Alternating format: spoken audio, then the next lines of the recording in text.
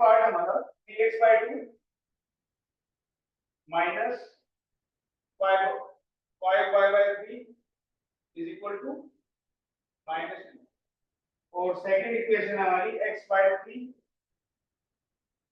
Plus y/2 is equal to 13/6। इसमें तुम्हें किस वेरिएबल के कोएफिशिएंट इक्वल करना, ये हमारी इक्वेशन 1 है और ये इक्वेशन 2। किस वेरिएबल के कोएफिशिएंट इक्वल करने वाले, x के टर्म में बेटा ये कितना है 3/2 x का कोएफिशिएंट और यहाँ पर कितना है 1/3। तो बेटा अगर सेकंड इक्वेशन में मैं 3 की मल्टीप्लाई कर दूंगा तो ये कितना हो जाएगा 3x/3 मल्टीप्लाई नहीं काटना पहले अगर मैं 3 से मल्टीप्लाई करता हूँ तो बेटा क्या हो जाएगा बताओ 3x/3 यहाँ पर कितना है 3x/2। इसमें अगर मैं 3 से डिवाइड करता हूँ तो ये कितना हो जाएगा 3/6 और ये 3/3 है भी। तो अगर मैं यहाँ पर 2 से डिवाइड कर दूंगा तो कितना हो जाएगा। और अगर तुम्हें ये चीज नहीं समझ में आती है तो सबसे बेस्ट सबसे इजी तरीका क्या है बेटा, तुम्हें ये बताओ 3/2 है ये, ठीक है। इसमें मैं किस नंबर की मल्टीप्लाई करूँ, लेट्स से मैं p की मल्टीप्लाई करता हूँ और मेरे पास 1/3 है। मैं यही तो फाइंड करना है कि किस नंबर से मल्टीप्लाई करनी है सो दैट इनके कोएफिशिएंट्स इक्वल हो जाए। यहाँ पर x का कोएफिशिएंट क्या है 3/2, तो मैंने ये बोला है कि 3/2 इनटू p की मल्टीप्लाई करने पर वो कितना हो जाए 1/3, ठीक है। तो p की वैल्यू कितनी बेटा, यहाँ से p की वैल्यू होगी 2/9, क्या होगी 2/9। तो बेटा इक्वेशन 1 में अगर तुम 2/9 की मल्टीप्लाई कर दोगे तो 1/3 इक्वल आ जाएगा। बात समझ में आ रही है। अगर तुम्हें सेकंड इक्वेशन में मल्टीप्लाई करनी है, ठीक है, जिससे कि उसका कोएफिशिएंट जो इक्वेशन 1 में है उसके इक्वल हो जाए, तो सेम मेथड क्या करेंगे, क्या यहाँ पर कोएफिशिएंट 1/3, लेट्स से मुझे 2 की मल्टीप्लाई करनी है और आंसर क्या आना चाहिए 3/2। कितना है बेटा क्यों 9/2। तो तुम्हारी चॉइस है, तुम जिससे मल्टीप्लाई करना चाहो कर सकते। किससे करोगे बताओ, p से या q से। इक्वेशन 1 में मल्टीप्लाई करनी है या इक्वेशन 2, तुम्हारी इच्छा। p में कर लिया, ठीक है, चलो p से मल्टीप्लाई कर लिया, ठीक है। कुंजल बेटा क्या रोल कर लो, ठीक है सर। चलिए अब मैं यहाँ पर लिख देता हूँ equation multiply equation 1 by 2/9। Equation 1 में अगर मैं 2/9 की मल्टीप्लाई करूंगा तो बेटा क्या आएगा, कितना आएगा 3/2x minus 5/3 is equal to -2 और मल्टीप्लाई किसकी कर रही है 2/9 की, तो दोनों तरफ कर दीजिए 2/9 की मल्टीप्लाई, ठीक है। अब अंदर इसकी मल्टीप्लाई करेंगे तो कितना आएगा 1/3x, यहाँ पर करेंगे तो कितना आएगा 10/27 5 into 2 10, 9 into 3 27 and this is -4/9। Coefficients equal हो गए इक्वेशन 2 में यहाँ पर और इधर कोएफिशिएंट्स इक्वल हो चुके हैं, तो इसको लेफ्ट से इक्वेशन 3 मान, ठीक है।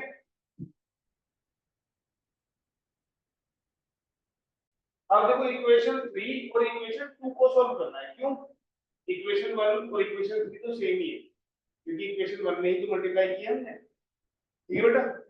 तो बस अब इसके नीचे इक्वेशन 2 में x/3 plus y/2 is equal to 13/6। प्लस करना चाहिए कि माइनस, माइनस करना चाहिए क्योंकि इनका दोनों का साइन क्या है सेम है, तो ये हो जाएगा माइनस, ये हो जाएगा माइनस और ये हो जाएगा प्लस। ये कैंसिल आउट, ये कितना होगा बेटा -10/27 minus y by 2 is equal to -4/9 -13/6। Clear है? अब यहाँ पर इन दोनों का एलसीएम कितना आएगा 27 और 2 का यस 54। तो ये कितना हो जाएगा -20y और -27y इज इक्वल टू यहाँ पर 9 और 6 का एलसीएम कितना होगा 18 -40 फिर 2 into 4 कितना हो जाएगा बेटा -8 और 9 से 2 आएगा 2 into 4 माइनस और ये हो जाएगा -39 बेटा 27 और 20 देखो ये भी माइनस में है ये भी माइनस में दोनों ऐड हो जाएंगे ठीक है माइनस माइनस प्लस में को देना वो मल्टीप्लाई में होता है जब एडिशन करते हो साइन दोनों के सेम तो प्लस ही करते अलग अलग है तो फिर माइनस ठीक है पता है ना फिर 27 और ये कितना हो जाएगा -47/54 और ये कितना होगा -47/18 तो बेटा -47 से -47 कैंसिल आउट ठीक है और 18 3 जा 54 तो y इक्वल टू कितना आ गया यहाँ से 3 तो -47 से -47 कैंसिल आउट कर दिया था ना हमने यहाँ कहीं माइनस से माइनस कैंसिल आउट कर दिया 47 कैंसिल आउट तो y की वैल्यू कितनी आई बेटा 3 अब इसको किसी भी इक्वेशन में पुट कर दो कहां पर पुट करें equation 2 put y equal to b in equation 1 में पुट कर दो किसी में भी कर सकते हो तो ये आएगा 3x/2 -5 into 3/3 equal to -2 3 से 3 कैंसिल तो 3x/2 equal to हो जाएगा 5 इधर जाएगा प्लस हो जाएगा उल्टा तो 5 - 2 3 हो जाएगा और 3 से ये कैंसिल तो x की वैल्यू कितनी आ गई तो x है 2 y है 3 क्लियर है कोई डाउट तो बेटा क्वेश्चंस क्यों नहीं होते तुमसे अगर कोई डाउट नहीं समझ में क्या करना होता है बस कोएफिशिएंट इक्वल करना होता है बेटा अगर वो भी तुम इक्वल नहीं कर पा रहे हो तो कैसे काम चलेगा जल्दी नोट डाउन करो इसे फटाफट जैसे रहा question number 34 question number 3rd और 4th पार्ट इसमें बोला है the taxi charges in a city consist of a fixed charge together with the charge for the distance covered ठीक है इस लाइन का मतलब क्या है इस लाइन का मतलब क्या बेटा इंग्लिश मीडियम में पढ़ते हो तुम लोग यस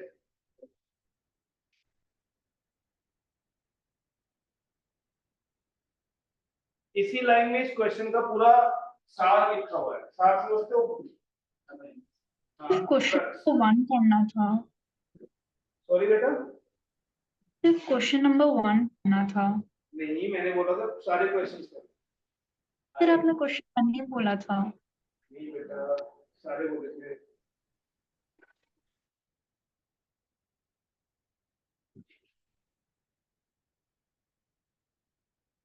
चलो कोई नहीं ध्यान रखो बताओ क्या फायदा है इंग्लिश मीडियम में पढ़ने का अगर एक लाइन का मतलब नहीं हो इससे अच्छी तो हिंदी मीडियम वाली है सर एक टैक्सी है वो बस वो सिटी में एक फिक्स चार्ज लेती है हाँ और हाँ ये देखो अरे उसने ये बोला हुआ है उसका सिर्फ कहने का मतलब इतना है बेटा कि तुम आए ठीक है और तुमने कोई कैब या टैक्सी बुक की तो उसके पहले वो पैसे लेगा बुकिंग चार्जेस कि भाई 100 रुपए तो मेरे पक्की हैं चाहे बैठ के यहीं उतर जाओ समझ लो बात और उसके बाद पर किलोमीटर के हिसाब से अलग लगेगा समझ में आ रही बात मैं क्या बोल रहा हूं तुम आए, तुमने उसको कैब वाले ने बोला कि मुझे इतने रुपए तो चाहिए ही चाहिए, उसके अलावा जितने भी किलोमीटर जाओगे पर किलोमीटर के हिसाब से पैसे लगेंगे। तो इस क्वेश्चन को कैसे करोगे? तो तुम्हारे पास दो चार्जेस हैं, एक तो फिक्स चार्जेस, वो कितने हैं तुम्हें नहीं पता। चलिए, तो ये हमारा क्वेश्चन नंबर 3 और फोर्थ पार्ट। तो let the fix charges be, कितना मानोगे बेटा? X rupees.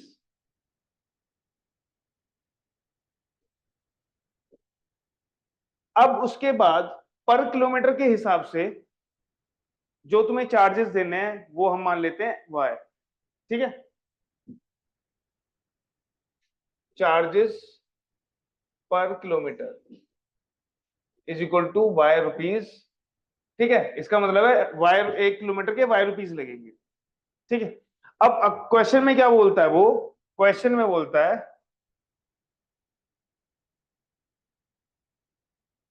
क्वेश्चन में बोल रहा है for a distance of 10 kilometre the charge paid is 105। 10 kilometre अगर वो जाता है तो 105 रुपए देने पड़ेंगे। ठीक है बेटा, तो जब वो 105 रुपए दे रहा है तो 105 रुपए में कौन कौन से पैसे हैं ये बताओ। एक तो फिक्स चार्जेस होंगे, क्यों? 1 किलोमीटर ही गया है क्या? x plus 10 भाई फिक्स चार्जेस तो एक्स हो गए, और 10 किलोमीटर के कितने पैसे होंगे? 1 किलोमीटर के वाई रुपीज है, 2 किलोमीटर के 2 वाई, 3 किलोमीटर के तो 10 किलोमीटर के तो चार्जेस क्या होंगे? X plus 10 y is equal to 105। ये हो गई हमारी इक्वेशन 1। क्लियर है बेटा? Next, for a journey of 15 kilometre the charge paid is, तो 15 किलोमीटर के कितने पैसे होंगे बेटा? X plus 15y is equal to 155 rupees. Equation 1 भी हमारे पास है, इक्वेशन 2 भी हमारे पास है, आराम से कर सकते हैं इसको सॉल्व। एलिमिनेशन से ही हो जाएगा बड़े आसानी से। कैसे? सब्ट्रैक्ट इक्वेशन 1 माइनस, या सब्ट्रैक्ट मत लिखो, इक्वेशन 1 माइनस इक्वेशन 2 कर दो। ठीक है बेटा, इक्वेशन 1 माइनस इक्वेशन 2। तो जब माइनस करेंगे, क्यों कर रहा हूं मैं माइनस? क्योंकि एक्स के जो है साइन वो ऑलरेडी सेम। तो ये हो जाएगा माइनस, ये माइनस, ये माइनस, ये कैंसल आउट। 15 माइनस 10, देखो यहाँ पर ये प्लस का है, ये माइनस का है, तो बड़े वाले में से छोटे वाला माइनस कर दूंगा, तो कितना आएगा? 15 माइनस 10 5। -5। लेकिन नंबर कौन सा बड़ा है? माइनस वाला, तो इसलिए -5। -5 इज इक्वल टू ये कितना होगा? -50। वाई कितना आ जाएगा यहाँ सर? 10 रुपीज। तो बेटा पर किलोमीटर के हिसाब से वो लेता है 10 रुपए। ठीक है, फिक्स चार्जेस क्या होंगे? इस y की वैल्यू को इक्वेशन 1 में या 2 में पुट कर दो। Put y is equal to 10 in equation 1। क्या हो जाएगा बेटा? ये x plus 10 into 10 is equal to 105। तो x plus 100 is equal to 105। x plus 100 is equal to 105। तो यहां से x की वैल्यू कितनी आ जाएगी बेटा? 105 minus 100 that is equal to 5 rupees. तो फिक्स चार्जेस कितने हैं? 5 रुपए। बुकिंग चार्जेस क्या है? 5 रुपीज। क्लियर है बेटा? कुंजल, समझ में आ गया बेटा? Yes, sir. चलिए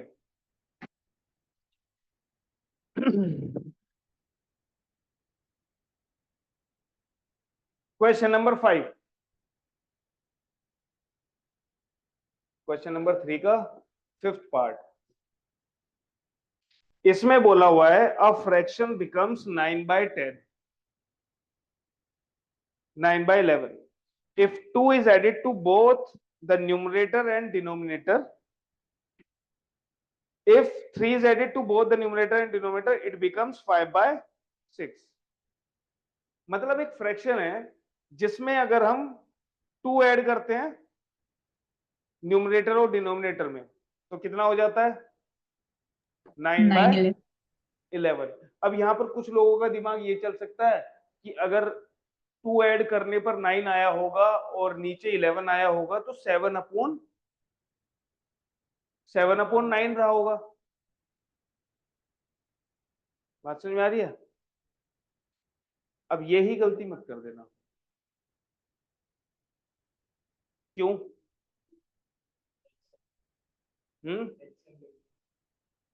देखो बेटा, मान लेते हैं मेरा फ्रैक्शन है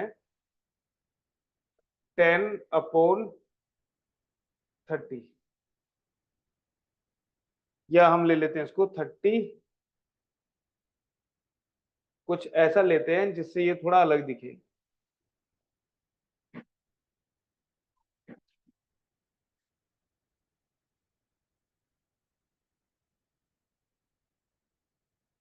फाइव अपॉन 12, ठीक है, 5/12। बेटा 2 ऐड करना ऊपर और नीचे भी कितना आया 7/14 और ये हो जाएगा 1/2। अब बताओ, अब इसमें से क्या करोगे? जब 2 ऐड करने पर 1/2 आया है तो तुम यहाँ पर माइनस करने की अगर कोशिश करोगे तो कितना आ जाएगा नॉट डिफाइंड। क्यों? क्यों? क्योंकि नीचे क्या है 0 है। तो बेटा ये मत सोचना कि फ्रैक्शन में, बेटा फ्रैक्शन है वो कैंसिल आउट भी हो गया हो क्या पता, ठीक है। तो अब हम मुझे ये बताओ फ्रैक्शन को क्या मानोगे? भाई फ्रैक्शन तुम्हें नहीं पता है ना क्या है, तो उसे तुम्हें लेट करना पड़ेगा। क्या मानोगे? x या x/y? फ्रैक्शन है ना बेटा, न्यूमरेटर भी है और डिनोमिनेटर भी है। तो उसने ये थोड़ा बोला है कि डिनोमिनेटर जो है वो फिक्स है 1 है, नहीं ना। तो इसलिए फ्रैक्शन क्या लेंगे बेटा x/y, ठीक है। तो लिखो let the fraction be, let the fraction be x/y। अब उसने क्या बोला बेटा कि अगर मैं फ्रैक्शन में न्यूमरेटर में 2 ऐड करता हूं और डिनोमिनेटर में भी 2 ऐड करता हूं, कितना बन जाता है ये 9/, तो पहले तो इक्वेशन बनानी सीखो, ठीक है। अब जो तुमने पढ़ा है लीनियर इक्वेशन इन 2 वेरिएबल्स, तो वो ऐसे थोड़ी ना दिखती है, थोड़ी अलग दिखती है वो।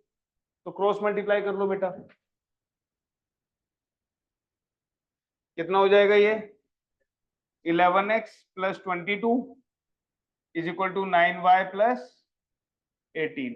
तो ये क्या हो जाएगा 11x - 9y is equal to -4। 22 उधर जाएगा -4। ठीक है कुंजल, समझ में आ रहा है बेटा? Yes, sir. चलिए फिर उसने क्या बोला कि अगर मैं न्यूमरेटर और डिनोमिनेटर में 3 ऐड करता हूं, बेटा फिर सॉल्व करने में दिक्कत आएगी, तुम्हें करना ही पड़ेगा ये, ठीक है। तो 3 ऐड करेंगे तो क्या होगा बेटा x + 3/5/6। फिर से क्रॉस मल्टीप्लाई कर दो, ये हो जाएगा 6x + 18 is equal to 5y + 15, ठीक है बेटा। ये हो जाएगा y इधर आएगा तो ये हो जाएगा 6x - 5y is equal to -3। ये है हमारी इक्वेशन 2, ठीक है बेटा। ये इक्वेशन 2 है हमारी, इक्वेशन 1 यहां पर, इक्वेशन 2 यहां पर। करना हमें वही है एलिमिनेशन मेथड, ठीक है कुंजल। अब एलिमिनेट करने के लिए किसका कोएफिशिएंट इक्वल करना इजी रहेगा X. भाई? x का अगर हम करेंगे तो 11 और 6 का जो एलसीएम होता है वो 66 होता है, तो इसमें 6 की मल्टीप्लाई, इसमें 11 की मल्टीप्लाई, और अगर y का कोएफिशिएंट इक्वल करना है तो इसमें 9 की मल्टीप्लाई और इसमें 5 की मल्टीप्लाई। तो जो तुम्हारा मन करे वो कर सकते, ठीक है। y का करना है, चलो y का कर दो। तो लिख दो तुम इक्वेशन 1 इंटू इक्वेशन 1 में किसकी मल्टीप्लाई करोगे? 5 5 माइनस इक्वेशन 2 इंटू 9। 9 तो मैंने ये यहाँ पर क्या लिखा कि इक्वेशन 1 में 5 की मल्टीप्लाई करने के बाद और इक्वेशन 2 में 9 की मल्टीप्लाई करने के बाद माइनस कर दो, ठीक है बेटा। तो चलो करो, 5 की मल्टीप्लाई कितना होगा? 55x minus is equal to -20। और इक्वेशन 2 में 9 की मल्टीप्लाई करेंगे तो कितना आएगा? 54x minus 45y is equal to -27। Minus करना था हमें तो साइन चेंज कर देंगे, ये कैंसल आउट हो जाएगा। 55 माइनस 54 x, 27 प्लस का है और माइनस का 20 है, कितना बचेगा? तो x कितना है बेटा? अब इस x को कहीं भी पुट कर दो, इक्वेशन 1 में या इक्वेशन 2 में। Put x is equal to 7 in equation 1, ठीक है। चलिए पुट करेंगे तो कितना आएगा? 11 into 7 minus 9y is equal to -4। यह है 77 minus 90y is equal to -4। 77 उधर जाएगा, माइनस का हो जाएगा 77 और -4 कितना होगा? -81। तो -9y इज इक्वल टू -81। तो माइनस से माइनस कैंसिल, यहाँ से y कितना निकल के आएगा? 9। तो हमारा फ्रैक्शन क्या है बेटा? 7/9, ठीक है। अब तुम सोचोगे सर ये तो हम पहले भी कर सकते थे, लेकिन नहीं करना है ऐसे, ठीक है। गड़बड़ हो सकती है, ये इसके ऐसे फ्रैक्शन है जिसमें कैंसिल आउट नहीं हो रहा, लेकिन अगर कैंसिल आउट हो रहा होता जैसे मैंने अभी दिखाया था तो फिर तुम्हारा आंसर गलत मिल सकता है, ठीक है बेटा। ठीक है कुंजल, यस सर। तो अगर दोनों न्यूमरेटर और डिनोमिनेटर से 2 माइनस करते तब भी आंसर सेम होता। हाँ वही मैंने बोला है कि वैसे नहीं करना है, और मैंने तुम्हें बताया भी था कि क्यों नहीं करना है। Yes sir.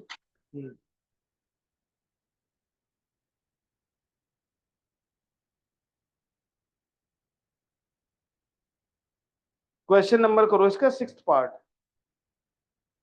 6th part English की हिंदी नहीं पता कोई दिक्कत नहीं है, मुझसे पूछो, लेकिन उसको एक्सप्रेशन में कैसे चेंज करना है वो तुम्हें प्रैक्टिस जब तक तुम नहीं करोगे ना, तुम सोचो कि मैं डायरेक्ट क्लास में आके करूं, या घर पे अगर क्वेश्चन मैंने 2 मिनट कर लिया नहीं हुआ तो छोड़ के चली जाऊं, मैं सोचू कि मेरे एग्जाम में आ जाएंगे, तो नहीं होगा, ठीक है। क्वेश्चन नंबर कौन सा है बेटा ये? तो उनकी एज अभी की, कुछ साल बाद की और पहले की अलग अलग हो सकती है ना, तो हम इसे क्या लेंगे? Present age. क्या लेंगे? लेट द प्रेजेंट एज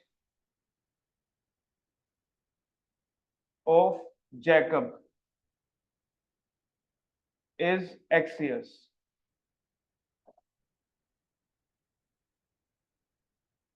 और उसके बेटे की y years। अब उसने क्या बोला है? अकॉर्डिंग टू द क्वेश्चन कि 5 साल बाद, 5 साल बाद, आफ्टर 5 years जैकब की एज कितनी होगी बेटा? कितनी एक्स होगी? प्लस 5। जितनी है वो, उसमें 5 साल ही तो जोड़ना है। तुम्हारी अगर 10 है तो 10 + 5 ही तो होगी। तो अगर उसकी x है अभी तो कितनी होगी? x + 5। और उसके बेटे की कितनी होगी? y + 5। यही तो होगी, हाँ या ना? अब उसने बोला है कि 5 साल बाद जैकब की एज उसके बेटे की एज की 3 गुना है। तो जैकब की एज ये है और उसके बेटे की एज ये है। तो इक्वल करने के लिए, इक्वल नहीं, अभी इक्वल कब होंगे, जब इसमें 3 से मल्टीप्लाई हो जाएंगे। तो जो तुमने सिर्फ 3 की मल्टीप्लाई वाई में की है ना, वो नहीं करनी है। बस इसको सॉल्व कर लो, क्या हो जाएगा ये, x plus 5 is equal to 3y plus 15। तो 3y इधर आ जाएगा, क्या हो जाएगा, x minus 3y is equal to 10। Equation 1, yes और नो। उसके बाद क्या बोला है उसने, आगे भी तो होगा, एक स्टेटमेंट और होगा ना जिससे इक्वेशन 2 बनेगी। 5 years बिफोर या एगो, कितनी है उनकी as, So Jacob's age will be 7 times that of his son. Okay. तो 5 साल पहले,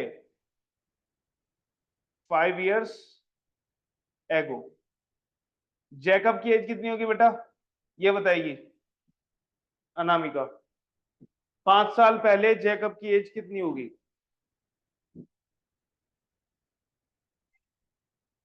क्यों, तो कितना पहले का पूछा है, 7 साल पहले या 5 साल पहले, तो x माइनस 7 होगा या x माइनस 5 होगा, और बेटे की एज कितनी होगी, और उसने क्या बोला है कि 5 साल पहले जैकब की एज उसके बेटे की 7 गुना थी, 7 टाइम्स थी। ठीक है बेटा, तो ये क्या हो जाएगा हमारा,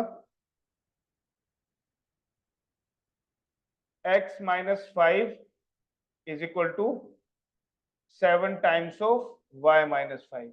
तो ये समझा करो, ये एक्सप्रेशन जो है ना क्या बताते हैं, एक्स वैक्स मत देखा करो, ये देखा करो कि जैकब की एज में से 5 साल माइनस कर दिए, और इधर उनके बेटे की एज में 5 साल माइनस कर दिए। तो इसका मतलब क्या है कि जैकब की एज 5 साल पहले और उसके बेटे की एज 5 साल पहले। ठीक है, तो उन दोनों में क्या रिलेशन है, जैकब की एज उसके बेटे की 7 गुनी है, 7 टाइम्स। क्लियर है, बस इसको सॉल्व कर लो। x minus 5 is equal to 7y minus 35। ठीक है,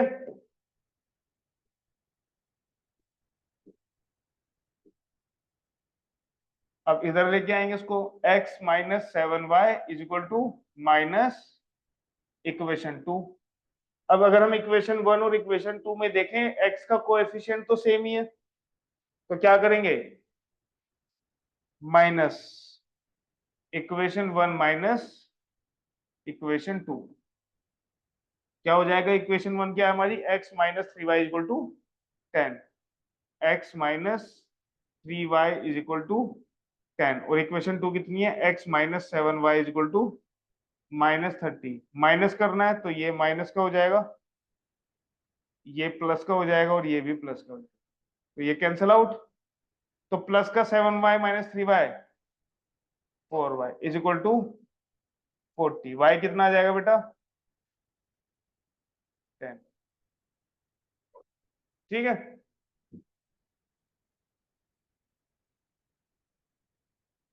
अब y की वैल्यू इक्वेशन 1 में पुट कर लो चाहे इक्वेशन 2 में, 1 में पुट कर लेते हैं। Put y is equal to 10 in पहली वाली इक्वेशन। तो पहले वाली इक्वेशन में जब हम मल्टीप्लाई करेंगे तो हम देखेंगे ये क्या है, ये उसके बेटे की एज है। तो यहाँ पर अगर हम पुट करें तो x minus 3 into 10 is equal to 10, x minus 30 is equal to 10। तो बेटा यहाँ से x कितना आ जाएगा, 50, 40। तो बेटा जैकब है 40 इयर्स का और उसका बेटा है 10 इयर्स का। क्लियर है, इतने नर्सरी लेवल के क्वेश्चन, हाई लेवल के क्वेश्चन तो अभी मैं दे भी नहीं रहा हूँ बेटा। एग्जाम्पलर उठाओगे या कोई रेफरेंस बुक उठाओगे तो उसमें तो फिर बहुत दिक्कत हो जाएगी तुम लोगों को। चलिए अब बात करते हैं हम सब्स्टिट्यूशन मेथड की।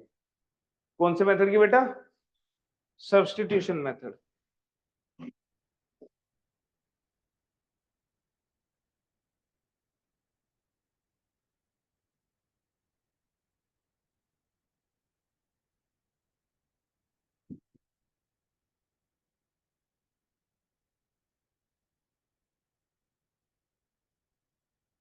सब्स्टिट्यूशन मेथड में क्या होता है बेटा, नाम से ही पता चल रहा है, सब्स्टिट्यूट करना।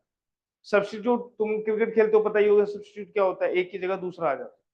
ठीक है, तो अगर मैं तुम्हें दो इक्वेशन दूं स्टैंडर्ड फॉर्म में, ठीक है बेटा, स्टैंडर्ड फॉर्म में दे रहा हूं, तो स्टैंडर्ड फॉर्म में लेट्स से मेरे पास equations a1x plus b1y plus c1 is equal to 0, ये हमारी इक्वेशन 1 है। ठीक है, या फिर और दूसरी इक्वेशन है a2x plus b2y plus c2 is equal to 0। ठीक, यहां पर किसी भी एक इक्वेशन में से, या तो इक्वेशन 1 से या इक्वेशन 2 से x की वैल्यू को निकाल लो। x की वैल्यू कैसे निकलेगी? y की टर्म में y आएगा। जब हम x की वैल्यू, x एक तरफ रखेंगे बाकी सब दूसरी तरफ, तो दूसरी तरफ y रखा दिखेगा ना हमें, तो मतलब x y की टर्म में लिखा हुआ है। ठीक है, अब उस x की वैल्यू को दूसरी इक्वेशन में जिससे भी निकाला है, मान लो हमने इक्वेशन 1 से x की वैल्यू निकाल ली, तो अब x की उस वैल्यू को इक्वेशन 2 में पुट कर देंगे। ठीक है, और आंसर आ जाएगा। तो अगर मैं तुमसे बोलूं इक्वेशन 1 से x की वैल्यू निकालो, तो कैसे निकालोगे भाई? ये है a1x, तो बाकी सबको उधर ले जाओ, तो कितना हो जाएगा? माइनस b1y माइनस c1, तो x कितना होगा बेटा? Minus b1y minus c1 upon a1। ठीक है, अब इस x की वैल्यू को इक्वेशन 2 में पुट कर दो। Put x is equal to minus b1y minus c1 upon a1 in equation 2, तो क्या मिलेगा बेटा? a2 की मल्टीप्लाई होगी बेटा minus b1y minus c1 upon a1, ठीक है, plus b2y plus c2 is equal to 0। अब मुझे ये बताओ, यहां पर तुम्हें कहीं x दिख रहा है? नहीं दिख रहा ना, तो तुम्हें x की वैल्यू मिल जाए, y की वैल्यू मिल जाएगी। y है ना सिर्फ यहाँ पर, तो तुम यहां से y की वैल्यू को सॉल्व करके निकाल सकते हो। कैसे निकालोगे देखो,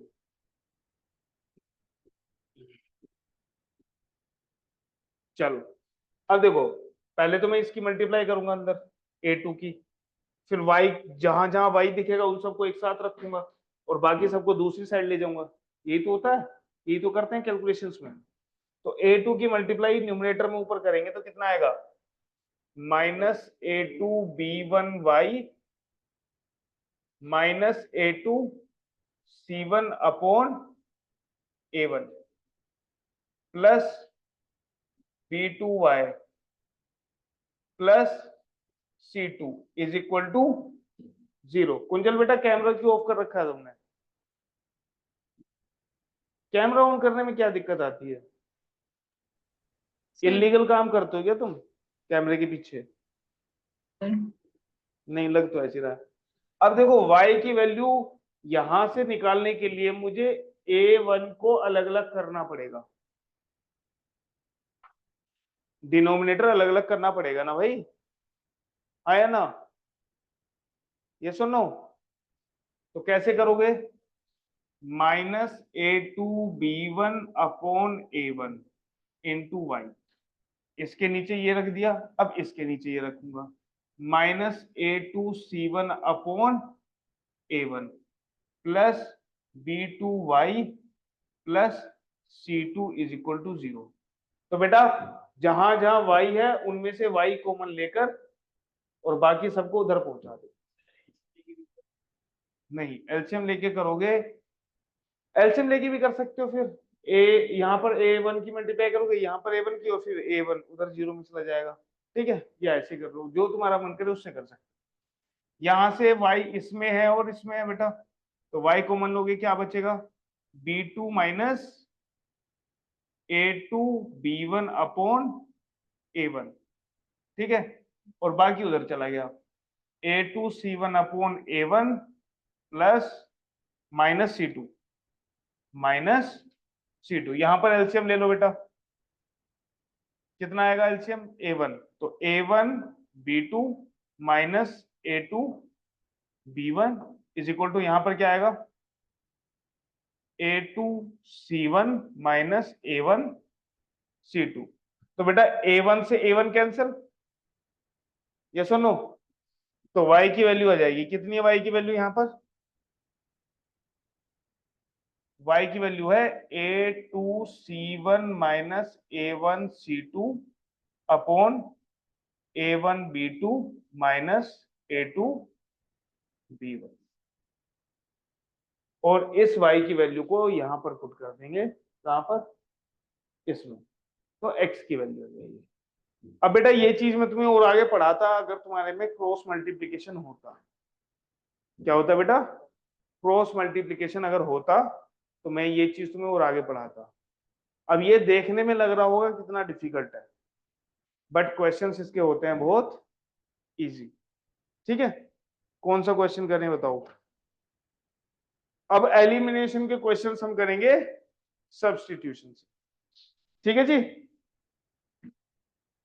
मैं ऐसा क्यों करा रहा हूं, उल्टा क्यों करा रहा हूं पता है, मैं उल्टा इसलिए करा रहा हूं, एनसीईआरटी ने जो एलिमिनेशन के क्वेश्चंस है जो अगली एक्सरसाइज में है, वो उस हिसाब से दिया है जिससे तुम्हारा कोएफिशिएंट बड़ी आसानी से चेंज हो जाए।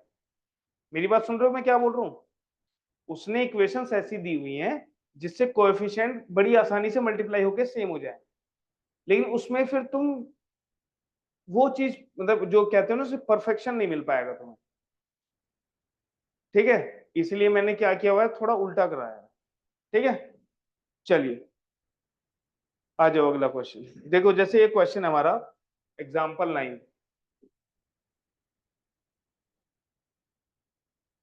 यहां पर क्या है equations, 2x plus 3y is equal to 8 और 4x plus 7y is equal to 4x plus 6y is equal to 7। तो इक्वेशन 1 और इक्वेशन 2, ठीक है। अब देखो अगर हम ध्यान से इसको देखें एलिमिनेशन मेथड में, इसका कोएफिशिएंट बनाना कितना इजी था, इक्वेशन 1 में 2 की मल्टीप्लाई करो तो जो इक्वेशन 2 में तुम्हारे पास x का कोएफिशिएंट है वो मिल जाएगा, ठीक है। बट अब हमें क्या करना है, x की या y की वैल्यू निकालनी है। तो बेटा इक्वेशन 1 से देखो, फ्रॉम इक्वेशन 1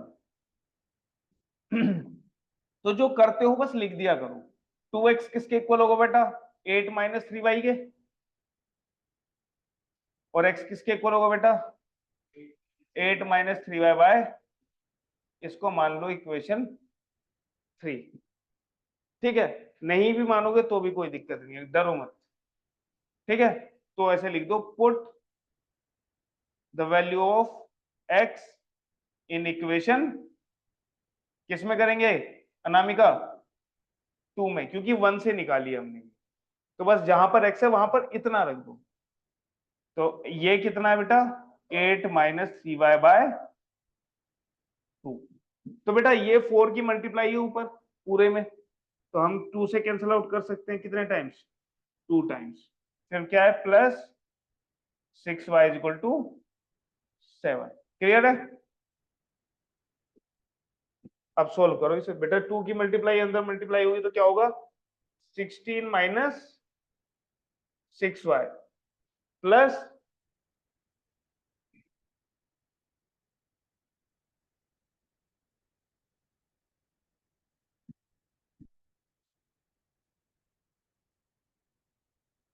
ठीक है। तो यहां से कितना आ रहा है, ये तो कैंसिल आउट हो जा रहा है, ये चीज आई, तो तुम यहां पर कुछ मिल नहीं रहा है ना, कुछ अजीब सी चीजें हो रही हैं, ना x की वैल्यू निकल सकती है ना y, कुछ है ही नहीं, ना x है ना y है। तो तुम कह सकते हो कि equation 1 and equation 2 have no solution. Equation 1 और इक्वेशन 2 में कोई भी पॉइंट कॉमन नहीं है, तभी ये ऐसा है। चेक करके देख लो, देखो a1 अपॉन a2 कितना है 2 अपॉन 4, b1 अपॉन b2 कितना है is not equal to c1 upon c2। ठीक है, एलिमिनेशन से भी यही आएगा, एलिमिनेट में दोनों एलिमिनेट हो जाएंगे ना, 2 की मल्टीप्लाई करोगे ये भी 6 4x ये 6y, दोनों ही कैंसिल आउट हो जाएंगे। ठीक है, तो इसके क्वेश्चंस करके आना बेटा, ठीक, एलिमिनेशन मेथड से, ओ सॉरी सब्स्टिट्यूशन मेथड से। ठीक है, और फिर ये चैप्टर हो जाएगा हमारा खत्म। नेक्स्ट क्लास में इसके सिर्फ डाउट्स करवा दूंगा मैं, जो क्वेश्चन तुमसे नहीं होंगे वो करा देंगे फिर अगली क्लास में हमारा। और सुनो बेटा, नेक्स्ट वीक से मैंने तुम्हें बताया था ना कि अब से 1 क्लास रिवीजन होगी और 2 क्लास आगे की पढ़ाई। तो नेक्स्ट चैप्टर जो है हमारा वो है ट्रिग्नोमेट्री। ठीक है, तो बोल देना अपने दोस्तों वोस्तों को कि बेटा आ जाओ, नहीं तो ट्रिग्नोमेट्री तो वैसे ही लोग डरते हैं, है कुछ नहीं लेकिन डरते हैं। ठीक है, तो नेक्स्ट क्लास से तुम्हारी ट्रिगो स्टार्ट हो जाएगी। मंडे को है ना क्लास, चलो मंडे को आ जाना बेटा। ठीक है, कल चलो कोई हाँ बोलो कुंजल। कल कोई टेस्ट तो नहीं है? नहीं नहीं कोई test, enjoy the weekend. Thank ठीक यू। है, वेलकम, बाय बाय।